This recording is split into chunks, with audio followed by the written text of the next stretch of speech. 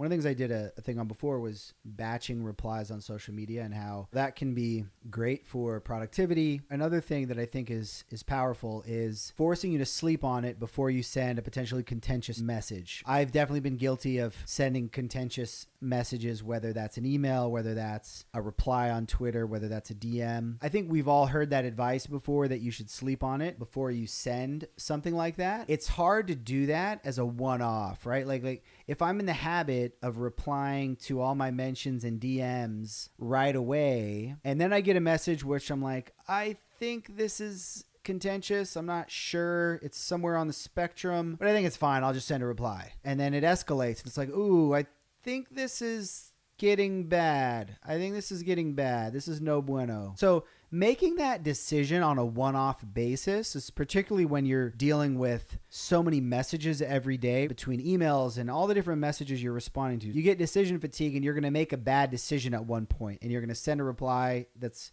contentious where you shouldn't. So that's where having that discipline of, I'm going to batch my replies to everything across the boards. Now, I've been breaking this rule a little bit. The exception proves the rule, but essentially I'm going to batch my replies to everything. Makes that decision a lot easier. So then when there's something that's a gray area, you don't have to think about, should I reply to this now or tomorrow? By default, you're going to reply tomorrow, which guarantees that you're going to always have slept on it before responding. Now, a lot of times, if I notice the message come in, I'll read it. So it's in my brain, which is great for sleeping on it, because I read it. Yeah, I got a message recently which was difficult to receive. And I read it and I was like, oh gosh. And I was like, should I reply? And I was like, ugh. And I was like, no, I'm not going to reply. I obviously was thinking about it. And then I was like, no, I'm going to follow my system. I'm going to reply tomorrow. Waited till the next day. And again, I essentially sent the same thing I thought I was planning to send. It was good to have slept on it nonetheless. And then also that window of time, also the person receiving the message also has a cooldown period, because if they send you the message and then you reply 5 minutes later, now they're still feeling intense about it, and then they're going to reply 5 minutes later, versus that cooldown period, I think is just healthy all around. Are there messages that are good to reply to instantly? Yes, of course. It's great when you send somebody something,